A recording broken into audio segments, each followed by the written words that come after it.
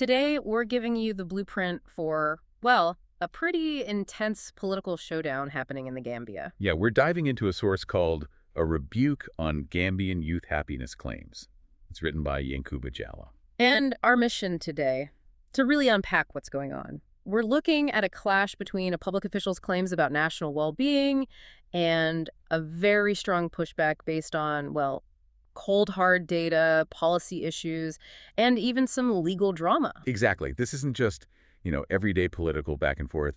It's a detailed critique aimed squarely at the ruling party, the NPP, through one of its newer high-profile members, On Sabally. So we'll synthesize Jallo's main points, the economics, the governance side, and this really specific legal controversy. It's quite something. Absolutely. And the core tension, the thing to keep in mind as you listen, is this gap between someone saying things are great, specifically for the youth, and the actual measurable reality on the ground for those young people. Sabally, since joining the NPP after the 2021 election, has been pushing this idea that Gambian youths are happy. Which is quite a shift considering his past persona, right?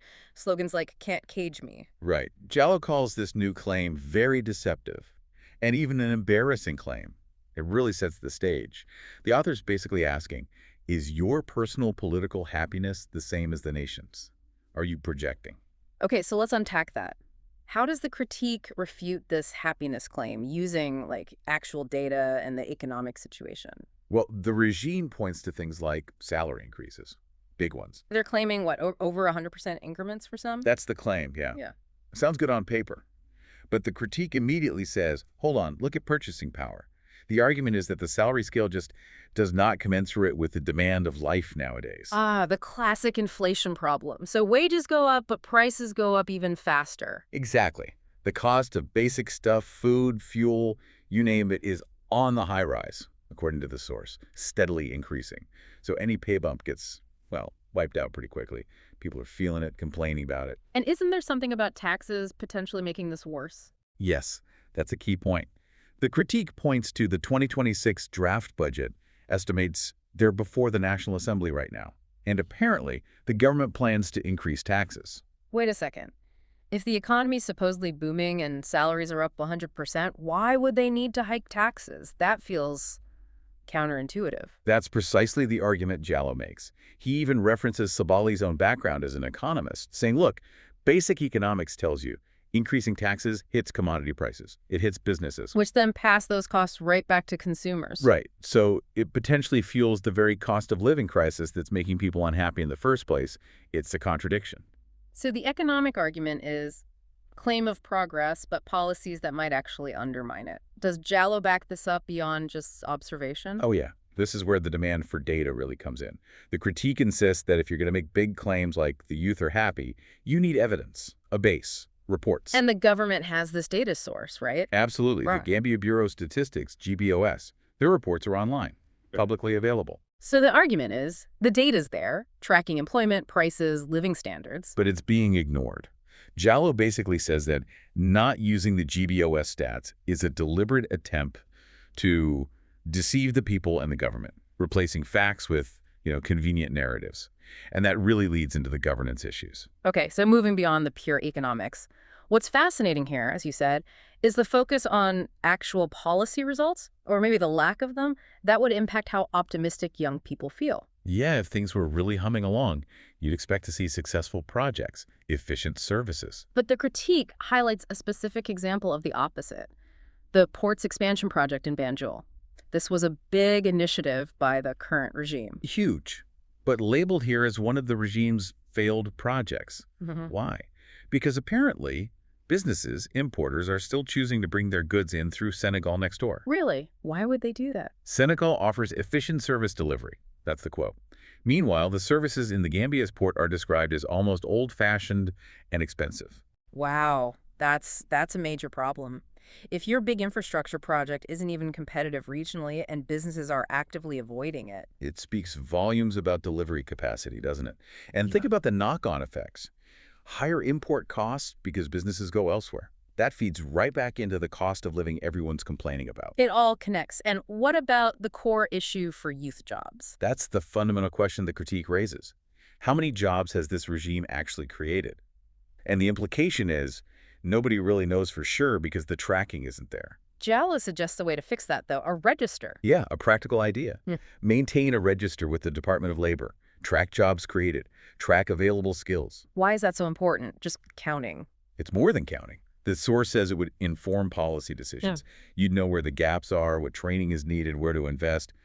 Without that data, job creation claims are just Oh. talk. Which ties into another point. The critique makes this dialogue gap. Right. The question is asked directly. When was the last time the regime actually organized a proper national dialogue with young people to hear their issues firsthand? So the argument is you can't just stand up and declare the youth are happy if you haven't actually asked them or listened systematically. Exactly. How could Sabally determine that the youth are happy all by himself? It challenges the very basis of his claim. Okay, this is where things take a really sharp turn, isn't it? Yeah. The critique shifts from national policy and economics to Sabally's personal reasons for perhaps feeling happy. Yeah, it gets very specific, very personal. The author basically says, look, everyone knows you are happy, Mr. Sabally, but it's because of something uniquely beneficial that happened just for you. And the claim is pretty explosive. In the history of the Gambia, what you have benefited, no one else has ever benefited. What benefit are they talking about? They allege that the entire government machinery, the executive, the National Assembly, worked together to pass a law specifically, or at least primarily for him, not for the general public good. To understand that, we need the backstory. This links to his time in the previous government. Correct. He served under Yahya Jammeh. After Jammeh's regime ended, the Jannah Commission was set up to investigate financial dealings from that era. And the commission's findings weren't favorable for Sabally? The critique states he was adversely found to have participated in alleged financial malpractices. That's a direct quote from the source's summary of the findings. Okay, so the commission finishes its work, makes findings, then what happens? The government responds. Yes, through what's called a white paper. Think of the white paper as the government officially accepting the commission's report and outlining the consequences. Decisions are made based on the findings, sanctions, asset recovery, things like that. And the decision against Sabally was in this published white paper. Yes, it was official. Public record. Now, enter the legislative maneuver, as the source calls it. The National Assembly changed the law related to these commissions of inquiry. They passed an amendment to the Commission of Inquiry Act. Crucially, this amendment increased the president's power regarding the commission's findings. And the timing. This is key, right? Absolutely critical, according to Jallo. This amendment happened after the commission was done, after the report was out, and after the government's own white paper with the decision against Sabally was published.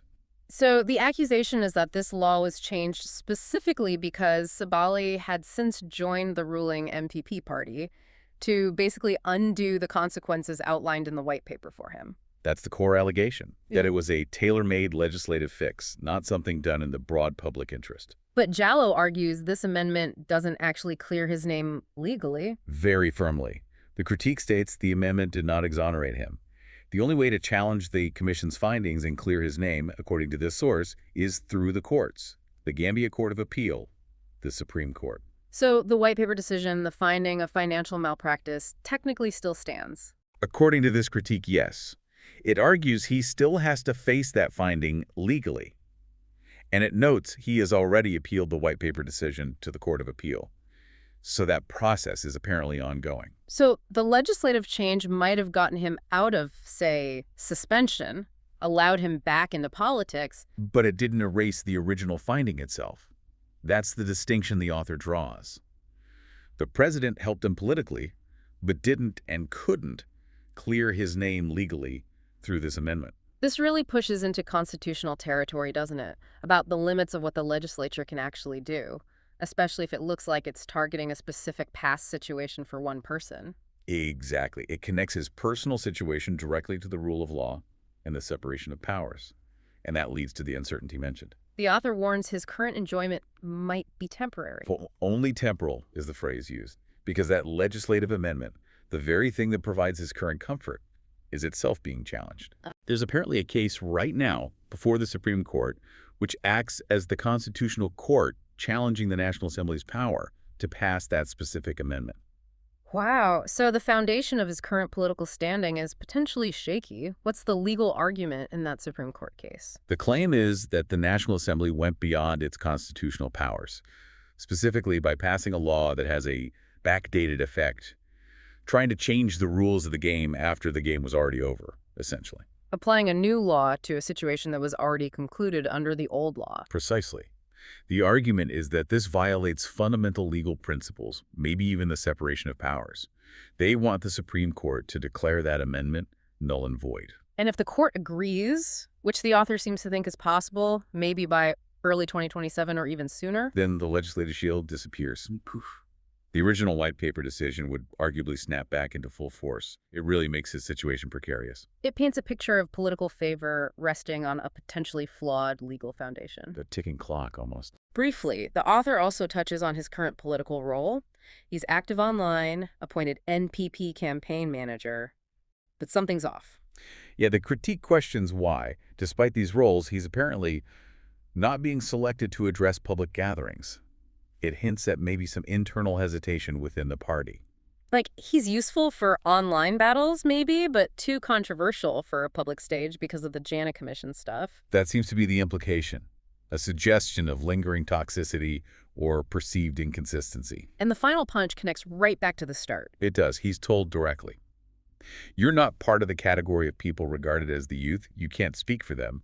The youth decide our happiness. A powerful closing statement, demanding authenticity, data, actual dialogue, not just declarations from politicians. It really brings the whole critique full circle. So wrapping this up, what does this deep dive really show us? It's a stark picture of politics in the Gambia, where you have official statistics like from GBOS on one side. And subjective political claims on the other, often used for effect.